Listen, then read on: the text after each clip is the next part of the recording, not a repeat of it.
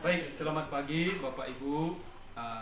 Hari ini saya akan melakukan seminar aksi nyata dari pembelajaran materi yang kami lewati di pendidikan guru penggerak, dan ini semua dilakukan oleh CGP calon guru penggerak.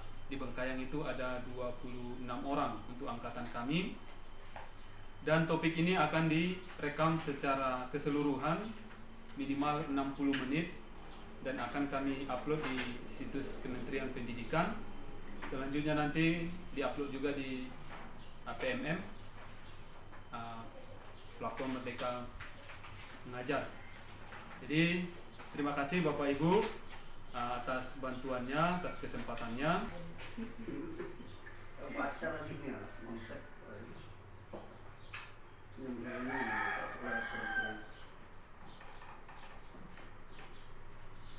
atas kesempatannya untuk mendampingi saya menyampaikan materi tentang modul 1.4.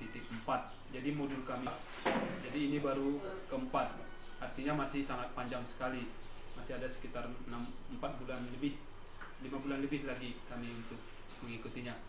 Jadi di sini topiknya Bapak Ibu adalah budaya positif. Budaya positif ini diberikan kepada kami, diajarkan kepada kami. Selanjutnya kami diharuskan untuk juga menyampaikan materi yang sama kepada guru di sekolah masing-masing.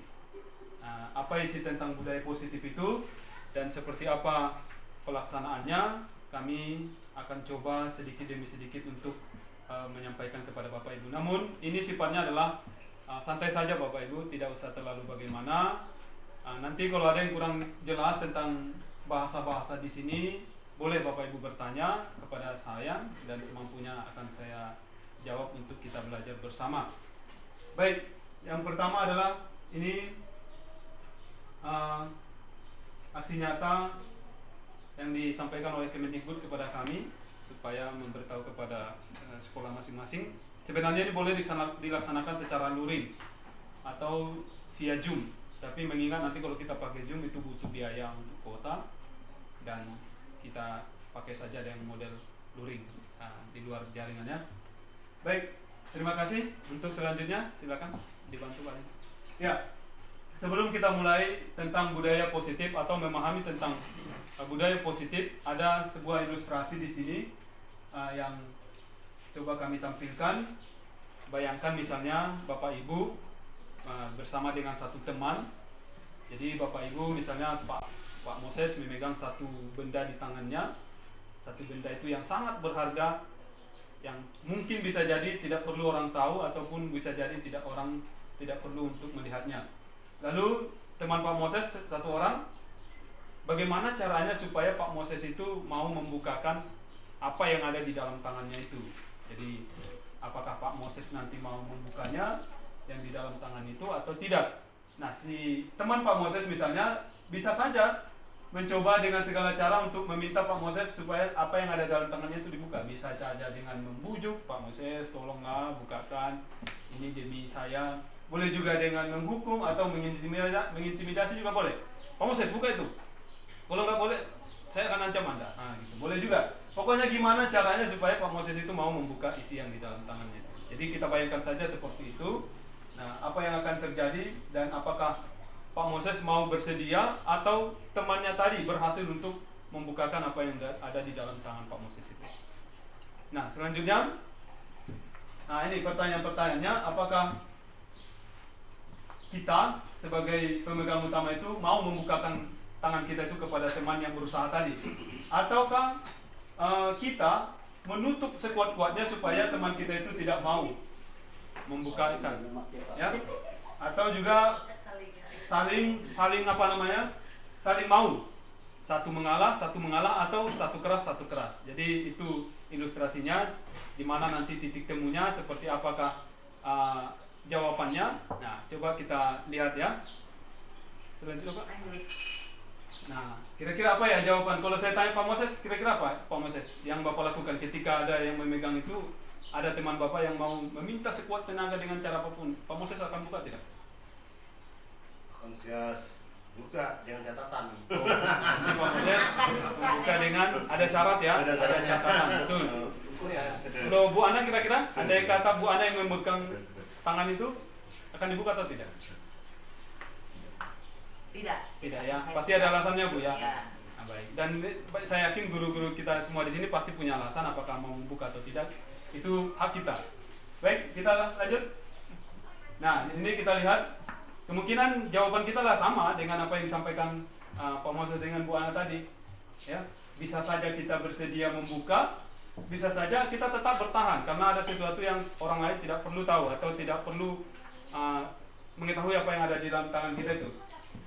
Muncul pertanyaannya, siapakah yang sesungguhnya memegang kontrol itu? Apakah Pak kita yang memegang atau yang mencoba untuk meminta kita membuka itu? Siapa yang memegang kontrol kendali itu? Kita yang memegang tadi. Yang memegang tadi ya? Iya. Ya, baik, terima kasih. Memang pada umumnya kitalah yang memegang. Mau sekuat apapun orang mencoba untuk mempengaruhi kita, kuncinya sebenarnya ada di kita. Seperti yang Bu Ana sampaikan, kuncinya adalah di kita. Ya, jangan nanti gara-gara ada sesuatu yang harus kita pertahankan, tetapi karena berbujuk rayu oleh orang dengan cara apapun, maka kita mengalah gitu. Saya kira kita kuncinya. Lanjut Pak. Ya, lanjut Pak. Yang menutup kepalan tangan atau yang berusaha dengan segala cara untuk membuka kepalan tangan, apakah rekannya? Jawabannya tentu kita sendiri ya. Kita sendiri seperti yang disampaikan teman-teman tadi. Kita yang mengendalikan orang lain, bukan orang lain yang mempengaruhi atau mengendalikan kita. Ketika kita masih bisa dipengaruhi atau dikendalikan orang lain, maka kita bisa jadi tidak berintegritas kalau kata orang. Nah, ya. Lalu tidak memiliki sesuatu yang betul-betul kita pertahankan. Sementara kan yang tadi itu baik itu apakah itu surat wasiat ataukah apa itu, yang penting harus kita pertahankan. Buka atau tidak itu tergantung kita. Ya, saya kira demikian. Lanjut Bu, Pak. Nah, apa penerapannya dalam kehidupan bersekolah kita? Ya, lanjut Pak. Ya, dalam kehidupan sekolah kita coba untuk lanjut Pak. Untuk mempraktekkan dalam sekolah kita teori kontrol namanya tadi itu ya. Teori kontrol itu, nah aplikasinya di sini kita sebagai guru memang kitalah yang mengendalikan budaya positif. Apa positifnya tadi dari kepalan tangan itu? Ya, menjaga sesuatu, baik itu menjaga rahasia, mempertahankan harga diri, menjaga nama baik, ya itu kita yang mengendalikan. Gurulah yang sepenuhnya seperti tangan kepalan tadi, gurulah yang sepenuhnya mengendalikan apa yang harus dia perbuat itu. Yang kedua, guru adalah contoh pertama dalam penerapan budaya positif. Dalam hal ini, kalau yang seperti diajarkan kepada kami semua, guru adalah contoh pertama dalam penerapan budaya positif. Nah, ketika misalnya anak-anak dalam sekolah kita ini mau kita arahkan ke arah yang lebih baik, katanya kalau gurunya tidak menjadi yang pertama menerapkan budaya positif dengan teguh tadi, maka bisa jadi apa yang kita kasih tahu kepada anak-anak juga tidak akan ada gunanya. Makanya apa yang mereka lihat katanya itu biasanya itu yang akan mereka lakukan. Dan selanjutnya kita juga sebagai penilai atas orang lain yang mencoba mempengaruhi kita. Nah, siapa dalam kehidupan sekolah kita yang mencoba mempengaruhi kita? Bisa jadi anak-anak, bisa jadi rekan kerja, bisa jadi orang lain yang mempengaruhi kita, tetapi kita yang sebenarnya menilai pantas tidak kita untuk mengikuti cara mereka. Misalnya anak-anak juga, Pak Guru kita penjas, kita olahraga saja. Sebenarnya kita yang mengendali apakah kita mau dipengaruhi sesuai aturan atau tidak, ya. Nah, dengan berperan seperti ini, guru sebagai pemegang kendali, guru sebagai penerap pertama, dan guru sebagai penilai, maka diharapkan sekolah kita bisa menjadi sekolah yang berintegritas atau sekolah hebat. Nah, bagaimana sekolah hebat itu? Sekolah hebat adalah sekolah yang mampu menghasilkan nih peserta didik berkarakter. Nah, ini sudah sering kita dengar ini. Ketika kita mampu mempertahankan sesuatu yang positif dan itu kita tularkan kepada anak-anak kita, maka bisa dipastikan akan lahir anak-anak yang jujur, anak-anak yang tidak takut, anak-anak yang bertanggung jawab, memiliki disiplin, menghargai, percaya diri, terbuka dan lain-lain. Tapi pagi ini saya dikasih surprise, ada anak-anak mungkin yang tidak jujur ya, yang tidak jujur, mereka ya membuat sesuatu dan itu surprise sekali, ada anak-anak yang tidak bertanggung jawab. Nah, siapa yang salah? Mungkin saya yang salah. Ya, kenapa kok sudah setahun yang lalu mereka tidak ada di sini? Kenapa saya masih ingat untuk membuat coret-coretan seperti itu ya? Baik, dengan begini, dengan kita memegang budaya positif, diharapkan anak-anak yang jujur, tidak takut, tidak mau bertanggung jawab, mau menghargai waktu, disiplin, menghargai sesama teman dan percaya diri. Mungkin Bapak Ibu, saya juga merasakan di kelas kita banyak anak-anak yang tidak pede ya, tidak percaya diri ketika kita suruh mereka, coba kamu sampaikan apa pendapatmu. Mereka diam saja. Padahal sebenarnya bisa jadi mereka mampu untuk menyampaikan, tapi tidak pede. Ya bisa jadi saya dan kita semua bisa jadi adalah dianggap mereka sebagai nanti kalau saya salah pasti dimarahi. Nah, jadi mereka ini yang tidak keluar dari anak-anak kita ini. Ketika mereka percaya diri, maka mereka akan takut. Ketika mereka takut, di situ mereka pasti kita tahu tidak jujur ya. Padahal mereka bisa, tetapi tidak jujur pada diri sendiri. Nah ini yang sering kita lihat pada anak-anak kita. Mereka menjadi terlahir orang-orang yang tidak punya kepercayaan diri. Padahal di zaman sekarang kita tahu Bapak Ibu, kalau kita lihat di YouTube dan di internet ya, anak-anak SD di kota itu sudah mampu mereka untuk berekspresikan diri. Pertanyaannya, kenapa di zaman sekarang anak-anak itu pede sekali untuk menampakkan diri di TikTok misalnya, bergoyang-goyang, pede sekali mereka membuat video-video di Facebook, berfoto di mana-mana, tetapi ketika kita suruh untuk ngomong, kenapa tidak berani ya? Nah, ini yang perlu kita gali ya Bapak Ibu, karena mereka, kitalah yang mempengaruhinya, kitalah yang punya peran untuk membukakan itu, ya supaya budaya positif kepedean mereka itu juga terbuka di sekolah kita ya Bapak Ibu. Nah ini tahap awal dalam pemahaman kita tentang budaya positif. Lanjut Pak. Selanjutnya, nih ada seorang tokoh namanya Dr. William Glasser. Dia menulis sebuah buku yang sangat terkenal dalam dunia pendidikan, namanya Teori Kontrol. Nah, dia mengatakan bahwa pada dasarnya kita tidak dapat memaksa murid untuk berbuat sesuatu jikalau mereka tidak mau untuk melakukannya. Nah, itu sangat jelas, mungkin masuk akal ya, masuk dalam logika kita. Kita tidak dapat memaksa murid untuk berbuat sesuatu jikalau memang murid itu sendiri tidak mau melakukannya. Nah, misalnya saya suruh mereka untuk bertanam cabai, mereka tidak suka bertanam cabai, sampai kapanpun mereka akan tidak mau. Nah, ketika kita paksa terus, maka yang ada dalam hati mereka adalah dendam ataupun melaksanakan dengan tidak sepenuh hati, atau mereka tidak akan merasa dihargai. Ya, ini yang disampaikan oleh Dr. William Glasser, yang dalam bukunya dia menulis bahwa anak tidak boleh dipaksa untuk melakukan sesuatu ketika mereka tidak suka dengan apa yang akan mereka lakukan itu.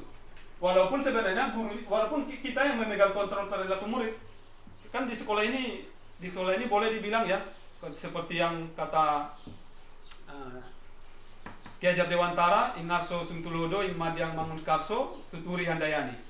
Di depan memberi contoh, di tengah memberi mendorong meninting, dan di belakang kita mendorong. Memang kita yang mendorong mereka untuk berperilaku baik. Tetapi ketika kita suruh mereka tentang sesuatu yang tidak baik bagi mereka, maka mereka akan berontak juga ya. Nah, ini yang akan kita pelajari sebagai bentuk kontrol guru terhadap anak-anak kita di sekolah. Lanjut Pak.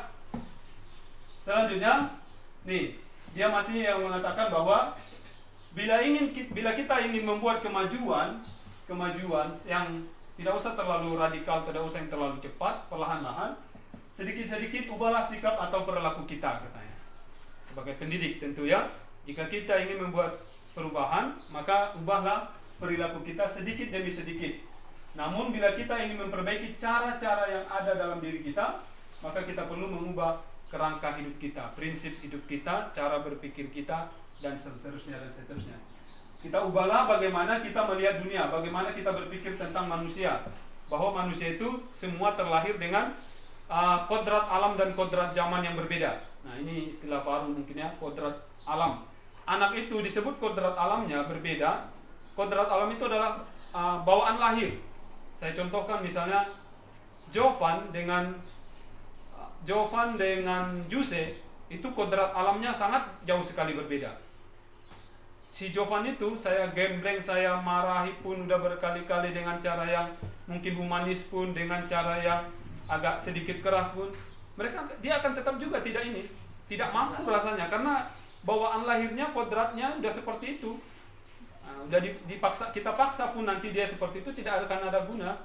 Tetapi kodrat alamnya Juse, dia cepat menangkap, dia cepat bisa mengikuti apa yang kita sampaikan. Nah, dalam pembelajaran pun sebagai kita yang mengontrol, harus peduli kita dengan dua jenis siswa yang seperti ini. Kadang-kadang kan kita pukul rata, saya sendiri pun begitu kadang-kadang. Saya pukul rata aja semua, daripada mengurusi si Jovan yang lama nanti dia hanya fokus ke dia sendiri yang 25 orang terbengkalai. Kadang kita membawakan lebih baik fokus ke 25 ini daripada menangani satu orang. Tetapi yang paling intinya di situ adalah kita harus sebagai pengontrol, kita harus mengendalikan, membagi-bagi ya, mengkelompokkan mana anak yang memang seperti itu kodratnya, mana anak yang cepat dalam menangkap. Nah, semuanya mereka itu pasti tentu harus kita arahkan, walau itu Jovan, walau itu Juse dan lain-lain, semuanya itu harus memang kita tuntun mengikuti kodrat zaman yang sekarang. Apa kodrat zaman yang sekarang? Ya, kodrat zaman yang sekarang semua peserta didik harus mampu untuk bermain cepat di dunia internet misalnya. Semua peserta didik harus mampu untuk mengelola perangkat-perangkat IT, contohnya HP lah. Ya, mau Jovan, mau Juse, kalau kita lihat mereka bermain HP, Jovan itu lebih canggih dia main game daripada Juse. Lebih canggih, sudah pernah saya tanya. Nah, kenapa? Kok bisa dia lebih canggih? Nah, berarti ada sesuatu yang Jovan miliki tetapi Juse tidak miliki. Ada sesuatu Juse miliki tetapi Jovan lambat untuk memilikinya. Nah, ini yang perlu kita lihat Bapak Ibu sebagai kita pengontrol di kelas. Nah, kalau misalnya kita berperan pada pengaruh teori stimulus respon, biasanya kita akan menganggap kebutuhan anak itu sama. Jovan dengan Juse ya sama-sama butuh untuk belajar. Tetapi kalau kita sesuai dengan disampaikan Stephen Covey tadi, kebutuhan mereka berbeda. Si Jovan itu tidak suka dengan belajar yang secara teoristik. Dia akan berbuat sesuatu, dia akan pergi sana, dia akan megang-megang pulpen, dia tidak suka di dalam kelas. Tapi ketika kita bawa misalnya dengan membuat-buat merangkai Lego menjadi robot-robot, dia sangat pandai Bapak ini. Dia bisa seperti itu, saya pun heran ya. Kalau kita masih menganggap seperti ini, bahwa semua orang sama, itu akan berdampak pada anak-anak kita yang berbeda kodrat. Sementara yang baru sekarang, teori kontrol itu kita menganggap mereka berbeda ya. Nah, selanjutnya kita mencoba mengubah orang agar berpandangan sama dengan kita. Itu teori yang lama yang biasa kita praktekkan, saya juga mungkin seperti itu. Kita mencoba mengubah orang agar sama dengan apa yang kita sampaikan. Kamu harus tepat waktu. Itu kan keinginan kita, supaya mereka tepat waktu. Kamu harus belajar matematika besok harus selesai. Kalau tidak kamu dihukum. Itu kan keinginan kita ya, sama dengan apa yang kita alami selama ini. Tetapi kalau dalam teori kontrol menurut Stephen ini, kita sebagai guru berusaha memahami perbedaan yang ada dalam mereka. Mungkin si Jovan suka dengan kemampuan yang merakit, dia suka untuk bermain dengan kinestetiknya, bermain dengan alat tubuhnya. Tapi yang namanya Juse mungkin kurang suka olahraga. Nah, itu harus kita lihat secara komprehensif, secara terperinci ya Bapak Ibu. Nah, kalau dulu biasanya kita menganggap orang lain bisa mengontrol kita. Jawaban itu bisa jadi dia menganggap orang lain bisa mengontrol dia. Tetapi pada umumnya sebenarnya bahwa hanya dialah yang bisa mengontrol diri dia. Apa yang dia mau sering dia lakukan, apa yang dia mau itu yang kita lihat. Dia mau main-main, itu yang ditampilkannya. Karena dia menganggap sekarang bahwa hanya dia yang bisa mengontrol dirinya. Sementara kita menganggap kita bisa mengontrol orang lain. Jadi ada dua teori yang sangat bertentangan ya Bapak Ibu. Jadi intinya di sini adalah melalui teori kontrol ini kita sebagai guru harus jeli memang untuk melihat karakter anak-anak kita. Ada yang butuh ini, ada yang suka belajar dengan kemampuan tubuh, ada yang belajar dengan teori, ada yang belajar dengan angka-angka. Itu sangat jelas sekali perbedaannya ya. Baik, selanjutnya kita lanjut Bapak Ibu. Nah, lanjut Pak. Nih, baru kita masuk kepada sebelum masuk kepada budaya disiplin, budaya positif, maka di sini kita jelaskan dulu makna disiplin, karena disiplin itu salah satu bagian yang sangat peran besarnya dalam budaya positif. Nah, dalam rangka menciptakan lingkungan positif, salah satu strategi yang bisa kita lakukan yaitu menerapkan disiplin di sekolah kita. Itu sudah pasti.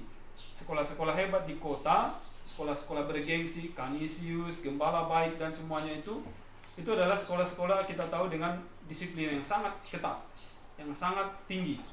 Nah, sehingga anak-anak yang dilahirkan, dihasilkan dari sana pun kita lihatlah juga sangat-sangat bermutu ya, dibanding kita yang mungkin ada di pedalaman desa-desa seperti ini. Jadi salah satu faktor yang menentukan kuatnya budaya positif di sekolah adalah penerapan disiplin di sekolah itu sendiri.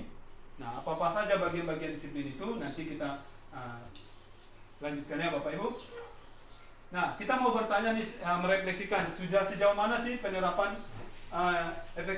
efektivitas disiplin di sekolah kita. Apakah perlu kita tinjau dengan membuat aturan-aturan yang baru yang secara humanis, atau kita pertahankan? Itu nanti ada sesinya ketika saya nanti di bulan 3 lagi untuk ini mengenai penerapan budaya positif lanjutannya. Nah, di sini Bapak Ibu, kaitan dengan disiplin di sekolah tentu tidak bisa dirumuskan oleh kepala sekolah sendiri. Itu seharusnya dirancang oleh guru-guru dan juga dewan guru, ya, orang tua melalui komite harus sama-sama tahu. Jadi ketika ada budaya disiplin yang sudah tertulis nanti di sekolah, itu tentu harus disepakati oleh orang tua dan anak-anak sudah harus mengikutinya dengan baik.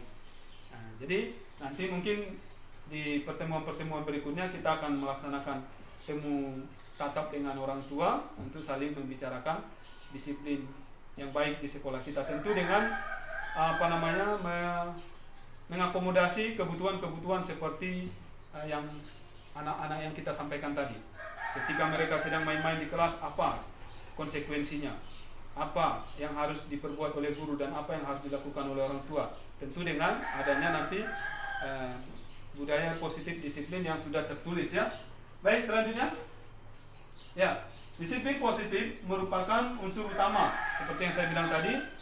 Disiplin positif adalah penentu utama terhadap budaya positif. Masih adakah unsur-unsur lain? Masih Bapak Ibu. Pengakuan, kebersamaan, menganggap hak sama rata, itu juga bagian dari budaya positif. Tetapi yang paling menonjol penentunya adalah disiplin positif yang menentukan sesuatu menjadi budaya positif. Jadi ada beberapa survei ini dari Balai Guru Penggerak, mereka melakukan survei, ternyata kebanyakan guru mereka sering membahas tentang budaya disiplin, tentang disiplin di sekolah mereka. Mereka menyimpulkan bahwa kalau saja anak-anak bisa disiplin, pasti mereka akan bisa belajar, kata. Itu rata-rata jawaban yang didapat oleh guru. Artinya guru-guru yang disurvei oleh Balai Guru Penggerak ini ternyata masih sama. Mereka menyampaikan bahwa di sekolah-sekolah mereka itu ternyata yang sering jadi masalah itu adalah disiplin. Andai kata saja anak-anak mau disiplin, pasti mereka akan belajar dengan baik, katanya. Padahal sebenarnya yang mengkontrol mereka disiplin atau tidak, kembali ke yang tadi, yang materi yang pertama adalah kita yang menjadikan mereka disiplin. Ya, para guru juga berpendapat bahwa mendisiplinkan anak-anak itu adalah bagian yang menantang sekali. Memang benar ya Bapak Ibu ya. Kadang kita disiplinkan hari ini, besok diulangi. Kadang kita sampaikan yang baik hari ini, besok ulang lagi. Nah, itu pekerjaan yang sangat menantang ya. Apalagi di kelas rendah ya Bu Ana ya. Mungkin yang mereka butuh pendampingan yang harus kita perhatikan. Jangankan di kelas rendah, di kelas SMA saja sekalipun, mereka itu kadang sudah kita ada buat disiplin yang bagus, tetapi mereka itu seperti ingin pengakuan diri seperti itu ya.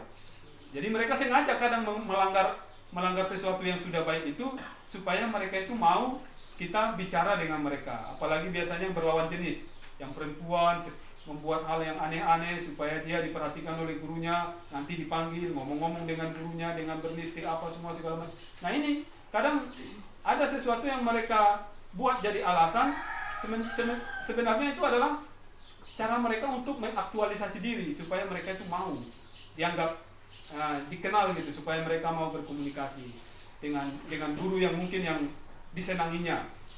Nah, begitu juga dengan di kita di SD.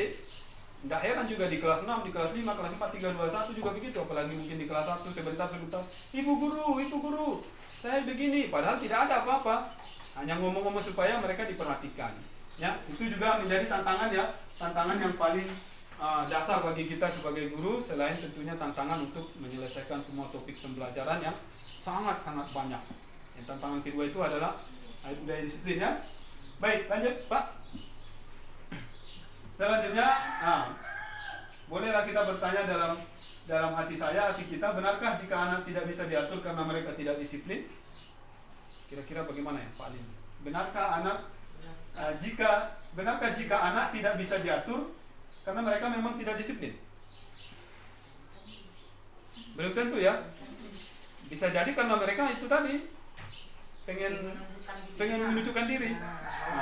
Iya. Daripada yang lain. Berarti bukan karena mereka disiplin, bisa jadi di rumah mereka disiplin.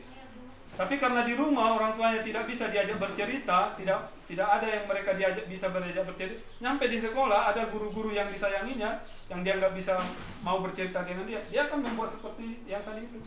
Sering bertanya, Pak Guru, Ibu Guru. Padahal mereka sebenarnya ingin bercerita, karena bisa jadi di rumah mereka tertekan ataupun terlalu keras aturan dari orang tuanya sehingga mereka tidak bisa berekspresi. Jadi bukan benar ya Bapak Ibu ya. Tidak benar bahwa jika anak tidak bisa diatur bukan berarti karena mereka tidak disiplin. Bukan, bisa jadi karena mereka di sekolah mereka dapat keleluasaan. Di sekolah lah mereka bisa bercerita kepada guru, teman-temannya, oh aku tadi di rumah begini.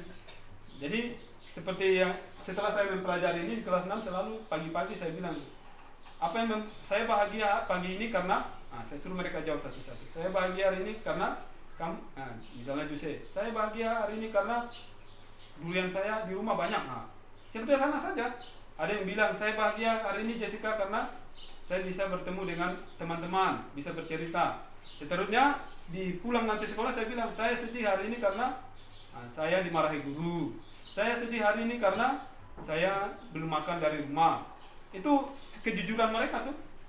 Dari situ kita kan akan lihat setengah hari bersama kita mereka kenapa tidak disiplin. Bisa jadi misalnya perutnya tidak berisi, atau bisa jadi dari rumah orang tuanya lagi memarahi dia, memaksa dia ke sekolah. Nyampe di sekolah dia ketika kita tanya saya sedih hari ini karena saya dimarahi orang tua, itu kan kelihatan. Ingat Bapak Ibu, kita sama-sama tahu bahwa untuk mengeluarkan beban pikiran adalah bercerita. Kita semua kalau stres, saya sendiri pun begitu, kalau misalnya ada penat pikiran, saya tidak mau berdebat. Lebih baik saya bercerita kepada orang yang saya percaya. Mereka pun begitu. Mungkin dari rumah ada masalah dengan orang tuanya, dilihatnya orang tuanya bertengkar, mabuk, datang ke sekolah, mereka bercerita dengan temannya. Itulah cara mereka. Atau dia main pukul-pukulan, bisa jadi itu cara mereka, karena yang mereka lihat dari rumah seperti itu. Jadi ya bukan benar ya Bapak Ibu ya, jika anak tidak bisa diatur, bukan berarti mereka tidak disiplin. Ya. Baik, terima kasih. Dilanjutkan Pak. Oke, lanjut Pak. Baik, masih tentang budaya disiplin, makna disiplin ya. Ya, saya ambil dari buku bahwa disiplin itu berasal dari kata Latin, disiplina, yang artinya belajar. Disiplina yang artinya belajar. Berarti anak-anak kita ini semua kan adalah anak-anak disiplin, anak-anak yang belajar. Diambil juga dari padanan kata disiplin, yang artinya murid. Masih dalam bahasa rumpun Latin, disiplin itu ternyata adalah pengikut atau murid. Ketika seseorang yang sudah disiplin, berarti mereka sudah mengikuti. Mengikuti apa? Ya yang namanya aturan disiplin itu. Ya. Disiplin itu bisa diartikan juga sebagai murid atau pengikut. Ketika seorang anak yang sudah disiplin, mereka sudah dikatakan sebagai pengikut. Pengikut apa? Ya pengikut budaya yang disiplin tadi. Ya, lanjut Pak. Nah, ini ada topik untuk menjadi seorang murid atau pengikut tadi. Seseorang harus paham betul alasan mengapa mereka mau mengikuti ajaran atau ajakan itu. Kenapa anak-anak tidak disiplin? Jangan-jangan mereka tidak paham apa tujuan kita mengatakan sesuatu kepada mereka. Oh kamu buang itu, kamu potong dulu itu. Jangan-jangan mereka tidak paham apa sih tujuannya harus memotong itu. Mereka maka ketika mereka sudah paham apa alasan mereka untuk mengikuti kita sebagai pengikut, mengikuti aturan atau arahan kita, ya, itu akan membangun mereka menjadi termotivasi. Termotivasi tanpa disuruh pun biasanya mereka akan melakukan. Tetapi ketika mereka tidak paham, mereka kenapa misalnya datang ke sekolah lalu dihukum, nah, mereka kan tujuannya ke sekolah dalam hatinya pasti ingin belajar. Ketika saya misalnya ada yang terlambat, saya marahin mereka. Kamu kenapa terlambat? Coba lari lapangan 10 kali. Mereka kan tidak paham, kenapa saya harus lari lapangan 10 kali. Nah, ketika mereka tidak tahu itu, maka bisa jadi mereka akan menentang. Tapi mereka ketika tahu apa yang coba kita pengaruhi kepada mereka tentang disiplin, maka itu akan membangun motivasi yang lahir dari dalam dirinya secara intrinsik, ya, bukan karena faktor pengaruh dari luar. Tetapi ketika memang tahu mereka bahwa jam 7 itu harus hadir di sekolah, harus sudah masuk, maka mereka akan menanamkan itu sebagai motivasi dari rumah supaya sebelum jam 7 dia harus sampai di sekolah. Dan itu menjadi motivasi dari dalam, dari dirinya sendiri, ya. Baik, lanjut. Nah, disiplin diri mempelajari bagaimana cara kita mengontrol diri. Nah, seperti yang di awal tadi, guru adalah pemeran utama pertama untuk melakukan disiplin. Nah, ketika kita mau mendisiplinkan diri, kita juga harus berani mengontrol diri. Anak-anak juga seperti itu. Ketika mereka mau dan sudah tahu aturan disiplin, maka di situ mereka harus mengajari diri sendiri sebagai untuk mengendalikan dirinya dan bagaimana menguasai dirinya untuk memilih tindakan yang baik. Kalau mereka sudah tahu jam 11.35 bel pulang, jangan lagi ada di antara anak-anak kita jam 11.20 sudah ngomong pulang Pak, pulang Bu. Berarti mereka belum mempelajari bagaimana cara mereka mengontrol diri. Padahal mereka sudah tahu sebenarnya bahwa aturan jam pulang itu adalah jam 11.35. Tapi jam 11 sudah mereka kata pulang Pak, pulang Bu. Nah, ya, begitu ya Bapak Ibu. Jadi ketika kita mempelajari bagaimana cara mengontrol diri, kita disitulah mempelajari secara langsung juga bersamaan untuk mendisiplinkan diri. Bukan hanya untuk kita, tetapi anak-anak juga, ya. Baik, kita lanjut. Ya, dapat kita simpulkan bahwa seseorang yang memiliki disiplin diri berarti mereka bisa bertanggung jawab terhadap apa yang mereka lakukan, ya, dengan nilai-nilai kebajikan. Apa nilai-nilai kebajikan yang sesuai dengan nilai-nilai kebajikan? Nanti kita bahas di slide berikutnya. Lanjut Pak. Masih tentang makna disiplin, ya.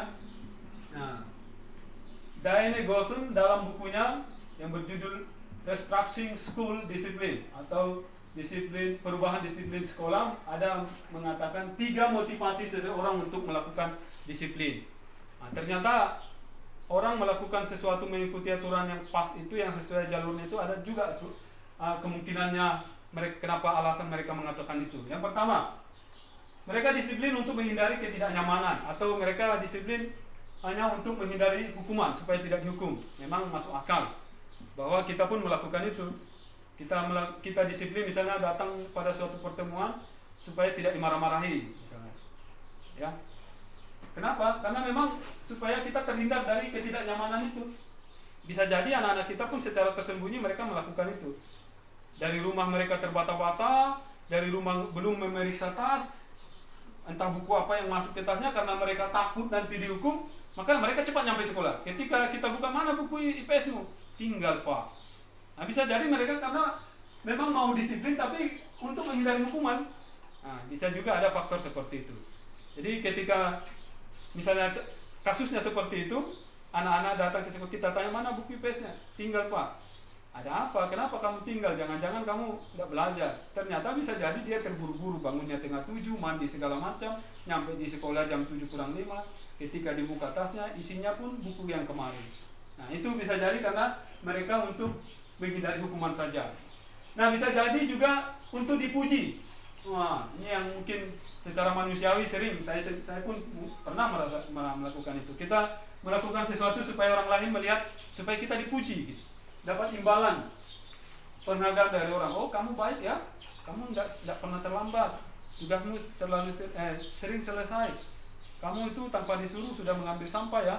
Nah, ini bisa jadi mereka melakukan itu karena untuk mendapatkan penghargaan dari orang lain yang melihatnya.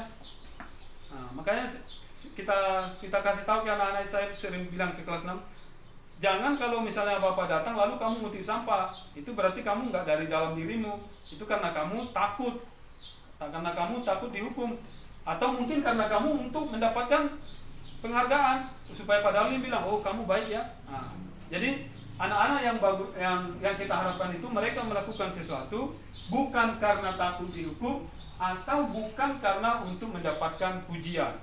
Nah, ini yang perlu kita sampaikan kepada mereka, kita ajari pelan-pelan ya Bapak Ibu. Nah, bisa jadi juga mereka melakukan disiplin adalah supaya untuk menghargai diri sendiri. Nah, kita sih pengennya mengharapkan mereka itu ada di sini. Jadi betul-betul mereka melakukan sesuatu itu yang memang karena diinginkan oleh dirinya dan menghargai dirinya bahwa dirinya itu pantas melakukan apa yang sudah harus mereka lakukan itu. Dengan nilai-nilai yang mereka percaya. Apa nilai-nilai yang anak-anak percaya? Kebersihan adalah setengah dari iman, menabung itu baik, terlambat itu malu, datang lebih lama, pulang lebih cepat itu malu. Itu budaya-budaya, nilai-nilai yang mereka percaya. Bahwa terlambat itu pasti ada hukumannya, itu kan nilai-nilai yang mereka percaya. Tetapi kalau seorang anak yang sudah melakukan disiplin, biasanya mereka melakukannya karena mereka menghormati dirinya. Ya, karena mereka memang betul-betul ingin sesuatu yang mencoba untuk menghargai dirinya. Baik, terima kasih Bapak Ibu. Tadi kita istirahat sebentar. Lanjut Pak. Nih, materi selanjutnya adalah kita sebagai guru tujuannya adalah menciptakan anak-anak yang memiliki disiplin. Coba kita lihat sekarang ini banyak sekali pejabat-pejabat yang berpendidikan tinggi, bertitel tinggi, tetapi yang kita lihat adalah justru mereka tidak memiliki disiplin ataupun penghargaan terhadap dirinya sendiri.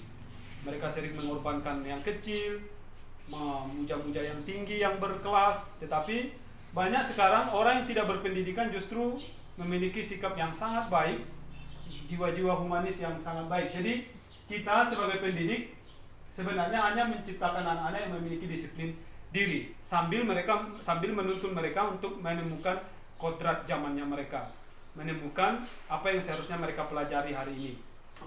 Jadi ibaratnya Bapak Ibu, guru ini adalah, kalau dalam bahasa kami di CGP itu, kita hanya sebagai tukang kebun kehidupan. Seorang petani atau pekebun yang menanam jagung, sampai kapanpun dia tidak akan bisa merubah jagung itu menjadi padi. Jagung itu tidak akan bisa diubahnya menjadi manggis. Tetapi yang namanya jagung, ya tetap harus sampai kapanpun dia akan jagung. Yang bisa dilakukan oleh seorang petani itu adalah bagaimana memperbaiki, memastikan jagung ini bertumbuh dengan baik, berbiji dengan baik, tanahnya subur. Ini fungsi dari seorang petani. Kita pun begitu. Seorang anak seperti Jopan misalnya, dia tetaplah seperti Jopan. Kita tidak bisa merubah dia menjadi seorang Juse, menjadi seorang Miranda, menjadi seorang yang lain. Tidak bisa. Seperti jagung tadi, dia akan tetap seperti itu. Yang bisa kita lakukan adalah bagaimana memastikan dia itu supaya dia bertumbuh. Kita kasih pupuk, kita kasih air yang baik, kita kasih tanah yang baik, kita letakkan dia di tanah yang baik, supaya dia bisa memahami dirinya bahwa oh iya, saya ternyata Jopan dan harus tumbuh sebagai Jopan. Jadi bahasa sederhananya kita ini adalah sebagai guru hanya sebagai tukang kebun kehidupan. Kita hanya mengarahkan mereka, memastikan mereka, menuntun mereka, tetapi tidak bisa merubah mereka menjadi bukan dirinya. Ya, kalau namanya seperti Jopan itu ya sudah seperti itu, ya seperti itu. Tugas kita hanya memberi mereka pupuk supaya mereka bertumbuh saja. Tentu dengan juga memiliki disiplin yang kuat ya. Lanjut Pak. Ya, ini pepatah dari si tokoh tadi. Satu-satunya orang yang perilakunya dapat kita kendalikan, ya kita sendiri. Satu-satunya orang yang dapat kita kendalikan perilakunya adalah ya kita sendiri yang bisa. Orang lain tidak bisa kita kendalikan. Bagaimanapun kita tidak bisa mengendalikan sepenuhnya orang lain. Ketika sudah mereka merasa melebihi apa yang mereka miliki, lalu kita kendalikan dengan paksa, yang keluar adalah berontak dari diri sendiri, dari mereka. Yang satu-satunya yang memang masuk akal, kita yang bisa mengendalikan, satu-satunya orang yang bisa kita atur ya diri kita sendiri. Anak kita sekalipun anak didik kita sekalipun, suami, istri kita pasti nggak bisa dengan total kita bisa kendalikan. Ya Bapak Ibu. Nah, yang bisa kita berikan ke orang lain hanya mengasih tahu. Kamu seperti ini ya, kamu jangan seperti ini. Itu saja. Ya. Namun untuk merubahnya seperti tadi jagung diubah menjadi mangga itu tidak akan bisa. Kita hanya mengasih informasi saja kepada mereka supaya mereka bisa tahu tentang apa yang seharusnya mereka lakukan ya. Baik, lanjut Pak. Nah, di sini kita menciptakan anak-anak yang memiliki disiplin tinggi supaya mereka berjalan pada nilai-nilai kebajikan universal, nilai-nilai yang umum yang berlaku di seluruh dunia ya. Yang pertama itu apa? Ketika seseorang anak disiplin, kita arahkan mereka supaya memahami bahwa mereka itu adalah manusia yang beriman, manusia yang mandiri, manusia yang memiliki pemikiran kritis, mereka memiliki semangat berbineka global, bergotong royong dan kreatif. Dan ini nilai-nilai kebajikan ini sebenarnya sudah terangkum kalau Bapak Ibu sering buka PMN ya. Itulah yang kita sebut sebagai profil pelajar Pancasila. Ini ada 6 nih. Profil pelajar Pancasila itu adalah sebenarnya nilai-nilai kebajikan, nilai-nilai umum yang seharusnya ada dalam diri setiap orang, yaitu terutama kita orang Indonesia. Ketika kita mengajari anak untuk berdisiplin diri, maka di situ pada saat yang bersamaan mereka kita ajak untuk menghargai dirinya bahwa mereka adalah pribadi yang beriman, bertakwa kepada Tuhan. Kita ajari mereka menjadi pribadi yang mandiri. Ini di profil pelajar Pancasila itu ada 6, ini isinya Bapak Ibu. Mandiri, tanpa disuruh, tanpa diarahkan, tanpa didorong, mereka bisa berbuat sendiri. Itu artinya mandiri. Bernalar kritis. Tidak ada anak yang tidak disiplin tidak mungkin bisa bernalar kritis. Nalar kritis ini artinya suka untuk melihat hal-hal yang tidak sejalan. Misalnya, saya sampaikan, ibu kota Indonesia adalah Bangkok. Oh, bukan Pak Guru. Itu bukan ibu kota Indonesia, itu Jakarta. Itu bernalar kritis. Jadi mereka mencoba untuk berani memperbaiki hal-hal yang tidak sesuai dengan yang sebenarnya. Berkebinekaan global. Berkebinekaan global ini artinya adalah menghargai sesama manusia. Jangan nanti misalnya datang orang bule ke Pontianak lalu berjumpa dengan anak-anak kita, dilihatnya mereka hanya pakaian minim, lalu diejek-ejek, lalu dihina-hina, lalu begini. Iya, itu bukan berkebinekaan.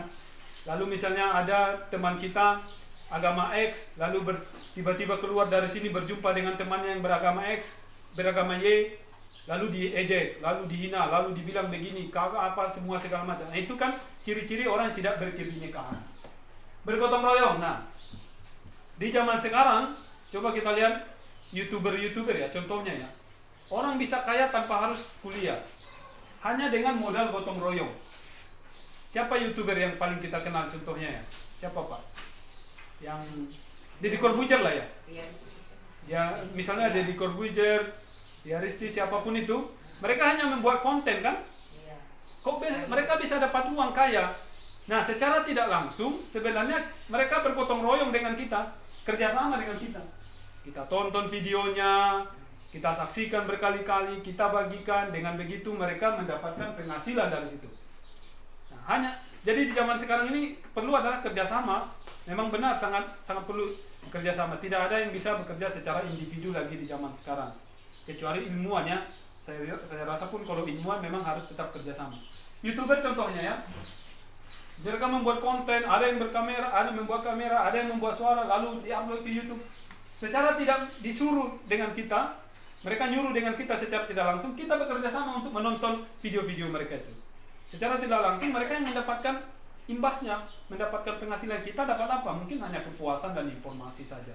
Ya, jadi anak-anak kita pun kita ajarkan untuk selalu bergotong royong agar mereka tahu arti kerjasama itu dan tahu arti sebenarnya bahwa manusia adalah makhluk sosiologis atau makhluk sosial.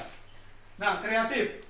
Nah, kadang kita lihat akhir-akhir ini ya, anak-anak di dekat pohon lalu joget-joget sendiri, kita lihat oh ternyata ada kamera di situ. Kreatif ya. Tapi memang kreatif yang mungkin belum terarah. Bagaimana kita membuat anak-anak itu mampu kreatif, menciptakan sesuatu, mengeluarkan ide-ide yang sebelumnya belum ada jadi ada. Ya, lanjut Pak. Jadi ada 6 nilai kebajikan yang seharusnya kita miliki dan kita terapkan kepada anak. Next Pak, yang di sebelah kanan. Nah. Terus Bu, nih, ini saya kira ada sesuatu nih ilustrasi. Saya bacakan saja Bapak Ibu. IFA kurang menguasai pelajaran matematika, sehingga pada saat pelajaran tersebut berlangsung, dia lebih banyak berdiam diri atau menggambar di buku pelajarannya. Pada saat guru matematikanya, Pak Seno, menanyakan pertanyaan kepada IFA, dia menjadi gugup dan tak sengaja menjatuhkan tasnya dari kursi, serta tiba-tiba menjadi gagap pada saat berupaya menjawab. Seluruh kelas pun tertawa melihat perilaku IFA yang bicara tergagap-gagap dan terkejut tersebut.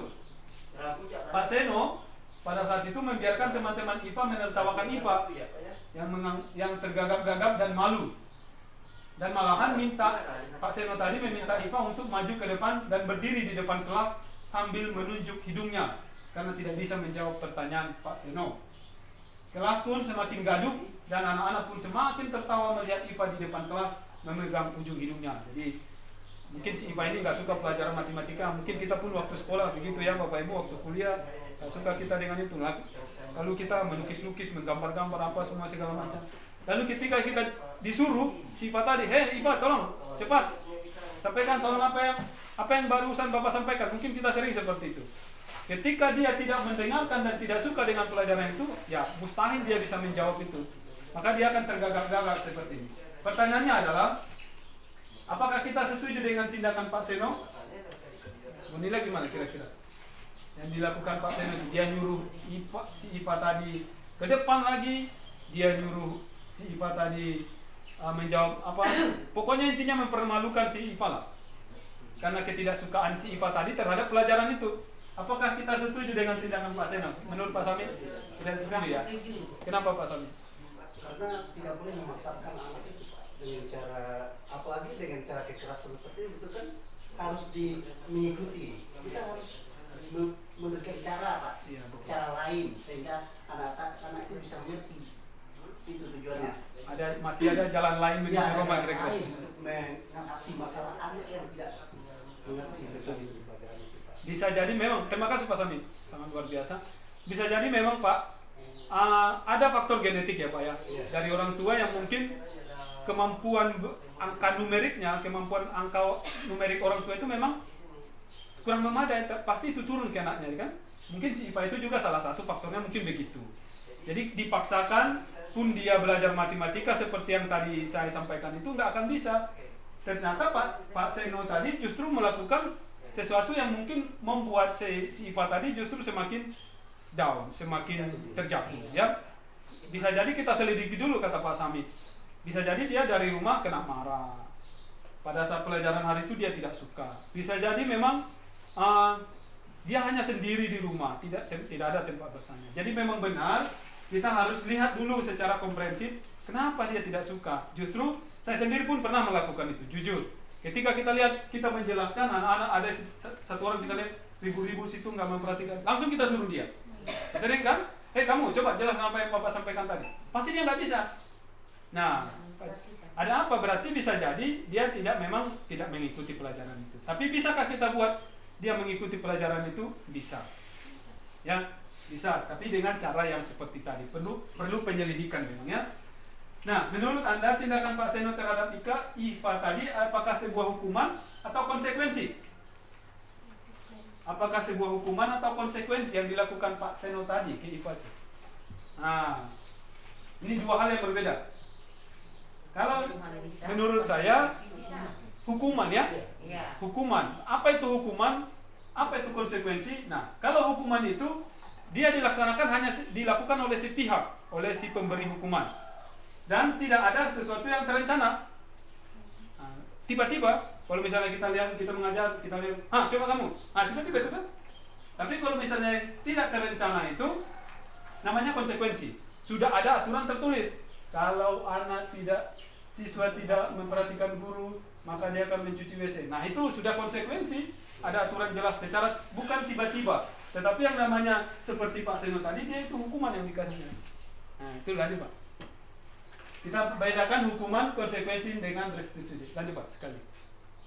Nah, hukuman dulu ya Bapak Ibu. Hukuman itu sesuatu yang harus terjadi dan menyakitkan. Seperti sifat tadi, pasti dia malu, seolah-olah dibully, dipermalukan apa semua segala. Karena tiba-tiba terjadi kan itu pasti menyakitkan. Ibaratnya kita jatuh dari motor, itu kan tiba-tiba kita tidak rencanakan, pasti menyakitkan ya. Lalu hukuman itu tidak nyaman bagi anak yang dalam jangka panjang. Kalau kata psikolog sih, itu akan tersimpan di dalam otak paling bawah dia sampai alam bawah sadar, sampai kapanpun dia akan ingat itu. Ketika misalnya dia dia dipermalukan oleh teman-temannya, dia dibully oleh teman-temannya, pasti akan tersimpan dalam katanya.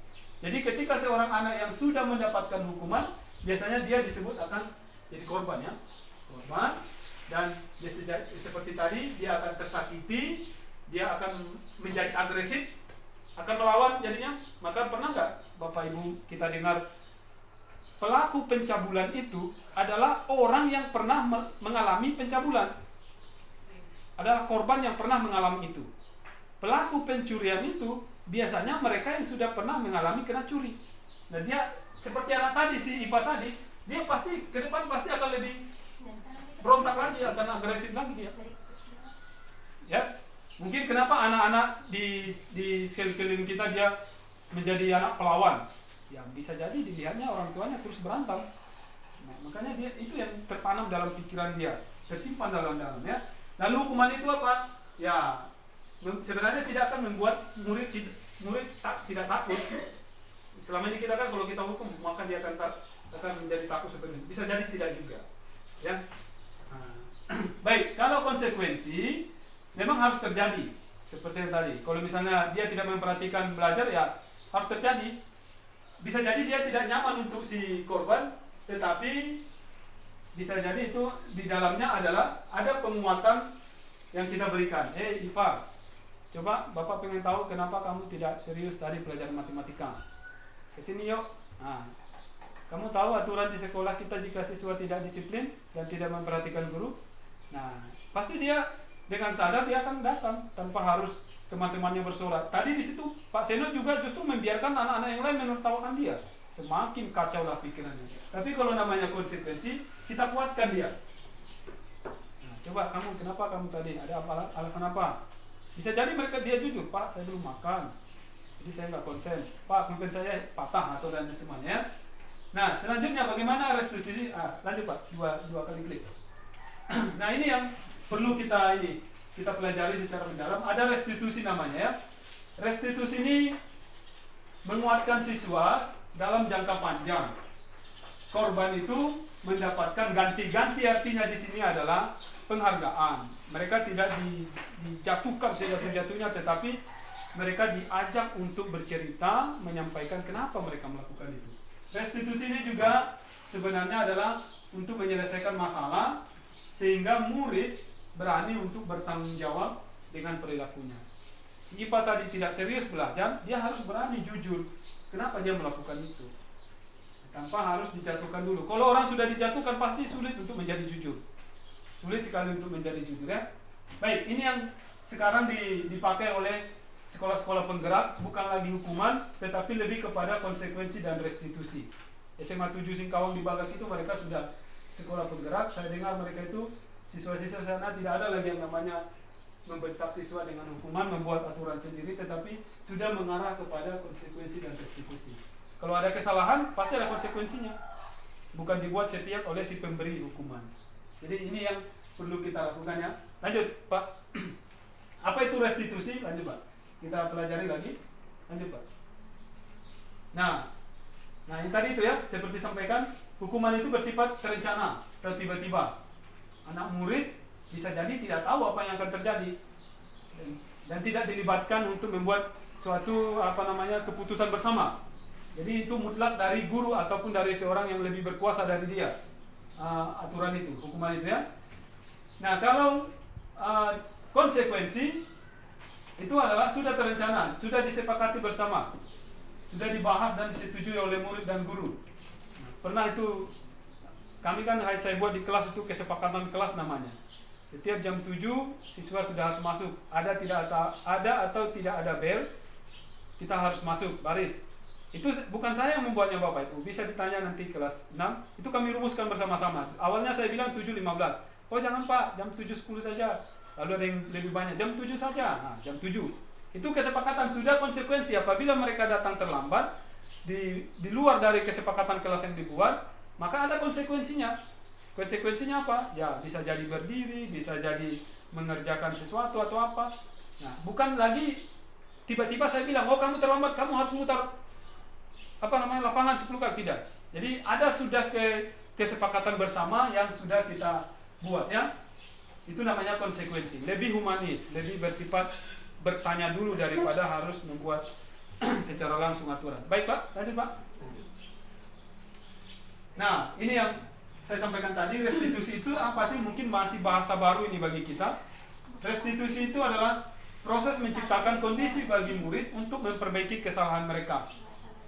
Mungkin saya pernah 2 minggu yang lalu saya membuat video anak-anak di sini, saya pakai Juse Jagat kemarin itu. Jadi mereka saya skenariokan berbuat kesalahan terhadap Miranda, lalu Miranda nangis, lalu saya buat videonya bagaimana mereka bertanggung jawab untuk memperbaiki diri tanpa harus kita tekan si pelakunya. Yang melakukan itu adalah Juse, ini dalam skenario ya, yang melakukan penyembunyian tas itu adalah Juse. Tapi bagaimana mereka kita ajak supaya Juse mengaku sendiri dan Miranda tidak takut jika nanti diancam oleh Juse di luar. Jadi itu ya. Restitusi adalah bagian proses menciptakan kondisi bagi murid atau pelaku untuk memperbaiki kesalahan mereka. Sehingga mereka bisa kembali pada kelompok mereka dengan karakter yang lebih kuat, tidak takut, tidak terintimidasi. Jadi seperti itu. Kalau biasanya saya ataupun kita kan gitu, ada orang yang bersalah langsung, hei kamu, apa kesalahanmu? Diam-diam kita langsung, wah, kenapa kamu tidak mengaku? Padahal tadi ada temanmu yang lihat. Nah, restitusi itu adalah kita pakai cara untuk kita coba mereka mengelola diri sendiri. Mau nggak mereka jujur? Kalau kita dengan cara-cara yang baik, pasti mereka sebenarnya jujur, apalagi anak SD pasti jujur. Ya, tapi mungkin pelaksananya agak-agak, kadang kita guru lebih strength juga, lebih panas duluan. Kadang-kadang saya pun sendiri begitu. Kalau kita tanya dan juga menyahut, nah, kita kan kadang emosi. Tapi mudah-mudahan kita berharap praktek restitusi ini kita lakukan kepada anak jika mereka bersalah, lalu ya kita suruh mereka mengakui, mengontrol dirinya sendiri atas perlakuan yang mereka lakukan. Ya, lanjut, Pak. Nah, lanjut lagi. Melalui restitusi, ketika murid berbuat salah, guru akan menanggapi dengan cara yang santai saja, atau hanya pendengar dulu. Ya, apa itu restitusi itu? Kita simpulkan, restitusi itu adalah bagaimana anak memperbaiki hubungan dengan korban yang mereka lakukan, dalam tanda kutip ya, terhadap teman mereka yang mungkin mereka sakiti. Jadi restitusi bagaimana mereka membuat hubungan yang baik lagi, mengembalikan sesuatu, apakah dengan minta maaf atau dengan ngomong dengan yang sejujurnya, ya bagaimana mereka memperbaiki hubungan dengan sesama teman. Restitusi itu menuntun untuk melihat ke dalam diri, oh apakah saya salah ya, apa yang sudah saya lakukan. Nah, fokus pada karakter bukan menindak. Lanjut Pak. Restitusi itu juga adalah mengembalikan murid yang berbuat salah pada kelompoknya sehingga mereka bisa kembali secara bersama-sama. Oke, lanjut Pak. Itu mengenai restitusi. Nah, materi yang terakhir ada namanya posisi kontrol. 5 posisi kontrol guru. Yang pertama, posisi kontrol sebagai penghukum. Seorang penghukum bisa menggunakan hukuman fisik maupun kata-kata atau verbal. Contohnya, seorang guru penghukum akan mengatakan, patuhi aturan saya, atau awas kamu ya kalau masih melanggar. Nah, itu tipe penghukum. Contohnya lagi, kamu selalu saja salah, kemarin sudah diingatkan, salah lagi. Ini tipe penghukum. Ya. Atau bisa jadi kita ancam mereka, pasti selalu kamu saja yang selalu berbuat kesalahan. Besok awas ya kalau berbuat lagi. Nah, tipe guru seperti ini, dia hanya percaya bahwa dialah power yang sebenarnya, dialah yang punya kuasa sebenarnya. Jika anak yang sudah kita hukum tadi mengikuti aturan kita, maka kita menganggap diri kita berhasil. Ini contohnya ya, bahasa-bahasa penghukum seorang guru. Ya, saya kira di SMA katanya SMA 7 itu tidak ada lagi guru model penghukum. Tapi kadang-kadang aplikasi di lapangan kita tidak tahu juga ya. Kadang-kadang kita lebih emosi juga melihat siswa kita gitu. Lalu ada tipe pembuat merasa bersalah. Saya sering juga membuat ini. Pada posisi ini biasanya guru akan bersuara lebih lembut, tapi masuk ke dalam psikologis anak.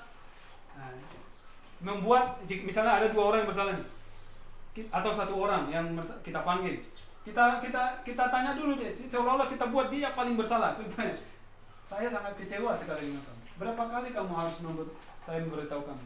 Coba menurutmu itu salah enggak?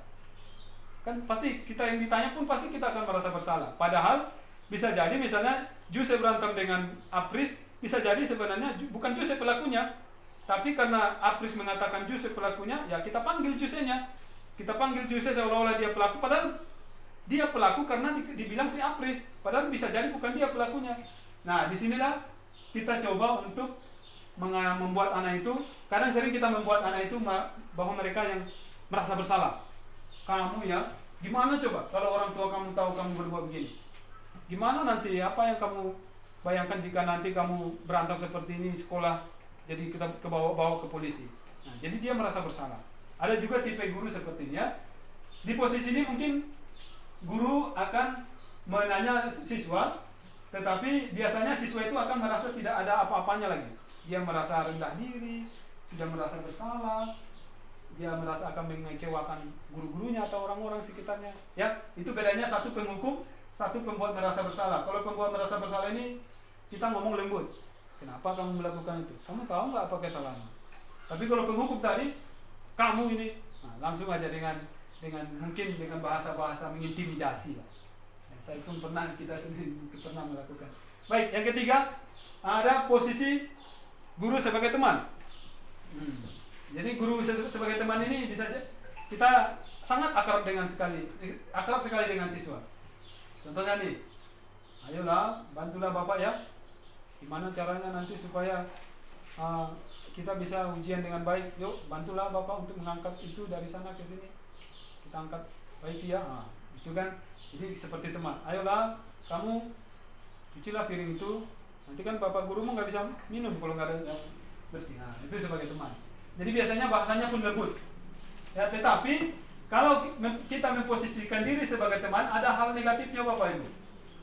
Ya, hal negatifnya adalah bisa jadi nanti anak akan merasa kecewa jika kita tidak peduli suatu saat kepada dia, karena dia sudah menganggap kita teman. Atau anak yang biasa kita anggap sebagai teman tadi, jika kita memperlakukan anak lain sama dengan yang kita lakukan ke dia, dilihatnya kita memperlakukan orang lain, memperlakukan seharusnya kita lakukan kepada dia, dia akan marah, dia akan menjadi pendiam, dia akan menjadi tidak suka dengan kita, karena selama ini dia akan menganggap bahwa kita temannya. Ketika kita perlakukan itu ke anak yang lain, dia akan marah, tidak suka, karena dia ingin bahwa dia dilakukan hanya dia yang diperlakukan sebagai teman yang dekat oleh gurunya. Ketika kita berbuat yang sama dengan teman yang lain, nah di situ muncul kekecewaan. Ini hal negatif jika kita memposisikan diri sebagai pengontrol, sebagai teman. Dan selanjutnya kita sebagai pemantau. Nih, ada guru sebagai pemantau, ada guru sebagai manajer. Nah ini yang paling di akhir ini yang seharusnya kita lakukan, yang perlu kita lakukan ya Bapak Ibu. Namanya manajer adalah pengatur, pemanajemen, pengelola saja, bukan pengatur ya, tapi mengelola. Manajer adalah posisi di mana guru berbuat sesuatu bersama dengan murid, bukan hanya dari guru ya, yaitu mempersilahkan murid bertanggung jawab terhadap perilakunya, mendukung murid agar dapat menemukan solusi dari dia sendiri. Biasanya kan selama ini kita yang membuat solusi. Kamu tidak mengerjakan tugas, sudah solusinya kamu harus mengerjakan di rumah.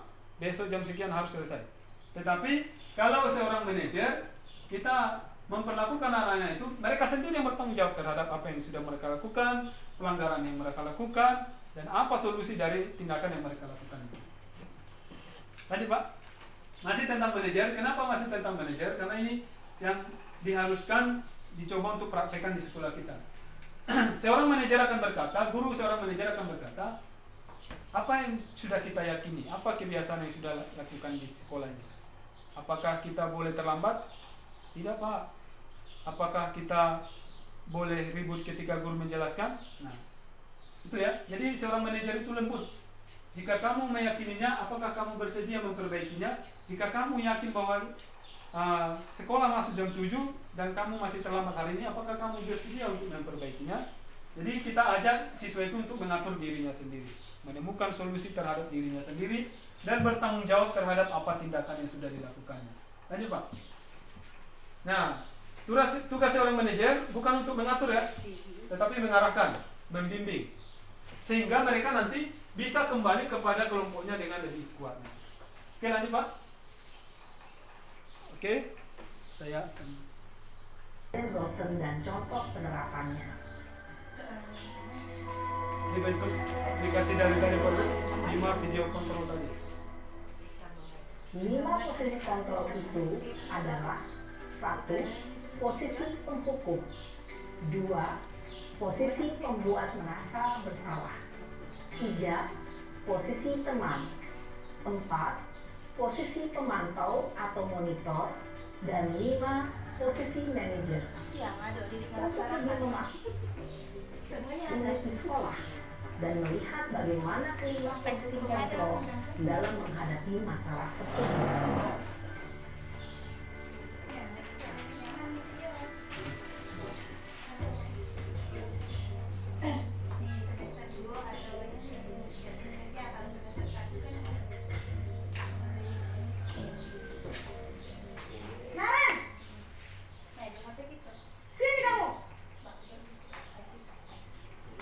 Selamat pagi Bu. Selalu terlambat. Kamu deh, pasti terlambat. Maaf Bu, saya Apa? Apa coba? Alasan kamu apa lagi? Kapan sih kamu tidak terlambat? Malas sekali ya kamu jadi anak.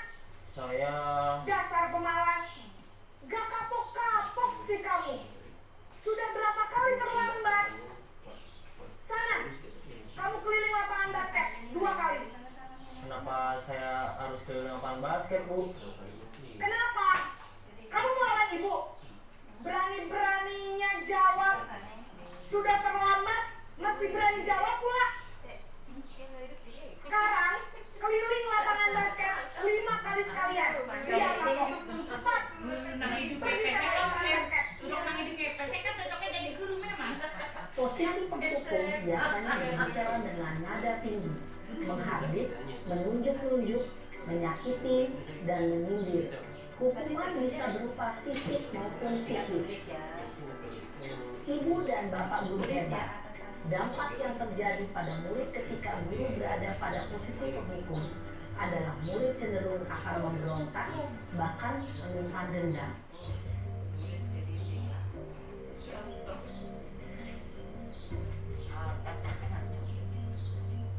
teori sih bisa kampus, Naren, prakteknya mana kita kampus.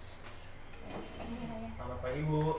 Naren, kamu kenapa terlambat lagi, nak? Mereka mau Ya berpikir, Tuhan, jangan Naren. menciptakan merasa-merasa. Kamu tenang ya bikin ibu susah ya? Mereka kan hanya berpikir. Kalau kamu terlambat lagi, nanti ibu yang ditegur bapak kepala sekolah, nak. Disangka ibu tidak bisa membina kamu. Oh, ini anak ya ini. Gimana ini? Ini yang apa tadi yang nomor 2? Maaf Bu. Duh, Gusti Naren. Kamu suka ya kalau ibu ditegur bapak kepala sekolah? Terus, sekarang ibu harus tulis apa yang di buku absen?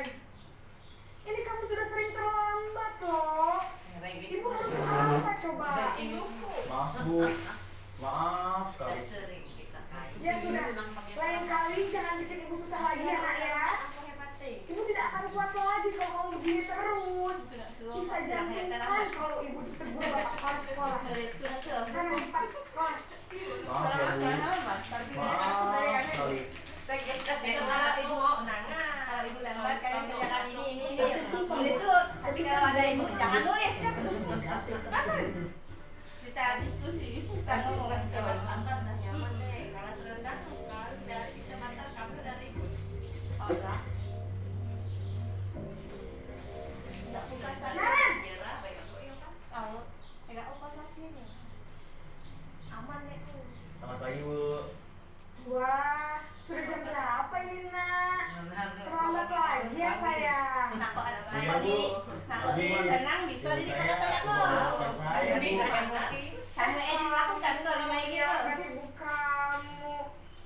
Kamu bukannya anak yang larinya paling kencang.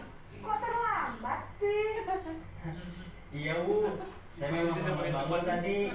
Jadi biarpun saya lari kencang, tetap gak terkejar Bu. Ya sudah sana. Nanti lain kali larinya lebih kencang lagi ya. Biar gak terlambat lagi. Bikin seneng ibu. Demi ibu. Bisa kan? Bisa lah Bu. Ya sudah sana masuk kelas. Ibu beresin urusan absen kamu. Kamu ini ada-ada saja. Dalam posisi teman, guru berbicara dari murid kepada orang, namun hanya kepada orang-orang. Jadi murid tergantung ke satu orang guru ya. Naren! Kok si Naren terus? Tapi dengan posisi kontrol yang berbeda. Iyalah. Naren, Ganti murid jam berapa kita harus masuk sekolah, Nak? Kita harus di sekolah jam 7 Bu. Iya betul. Sekarang sudah jam 7.20. Naren sudah tahu konsekuensinya jika terlambat hadir. Paham Bu, saya harus tinggal kelas pas jam istirahat selama 20 menit. Iya benar, konsekuensinya demikian. Jadi nanti jam 9.30 pas istirahat, kamu harus tinggal di kelas, kerjakan tugas tambahan untuk ketertinggalan kamu, ya? Baik Bu. Posisi pemantau mengandalkan penghitungan atau data untuk mengontrol murid.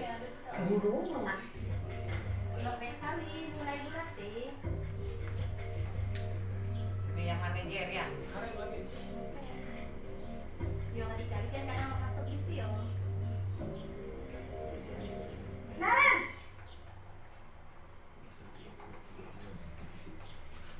Selamat pagi Bu. Selamat pagi Naren. Ada Maaf yang Bu, ada kamu saya terlambat. Iya, sekolah masuknya jam 7, sekarang sudah jam 7.20. Jadi sekarang bagaimana ini Naren?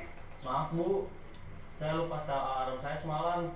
Baiklah, menurut kamu, keyakinan sekolah yang mana yang perlu kamu tingkatkan? Menghargai diri sendiri dan orang lain mungkin ya Bu. Setuju. Jadi, apakah Naren meyakini prinsip saling menghormati tersebut? Iya Bu, saya meyakininya. Apakah Naren bersedia memperbaiki masalah keterlambatan ini? Bersedia Bu. Bagaimana kamu akan perbaiki masalah keterlambatan ini? Saya akan coba untuk tidak lupa menyetel alarm saya Bu.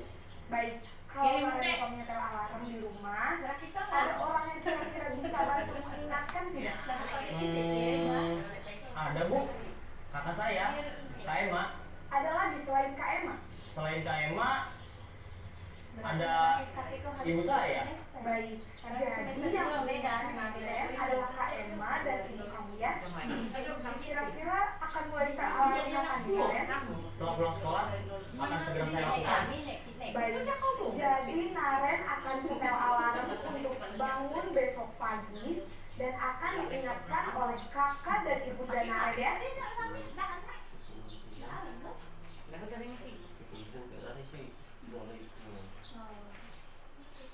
Oke, sudah.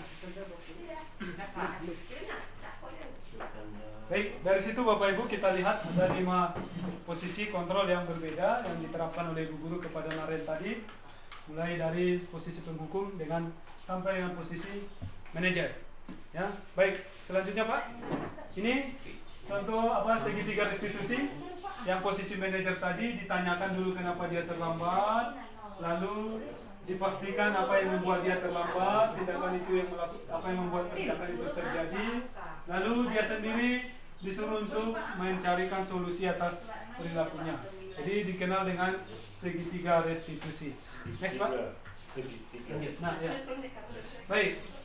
Pada dasarnya Bapak Ibu, anak-anak kita mungkin berubah atau tidak sesuai dengan yang kita harapkan karena memang setiap manusia itu memiliki 5 kebutuhan ya. Yang pertama, kebutuhan untuk bertahan hidup. Bertahan hidup itu artinya membela diri.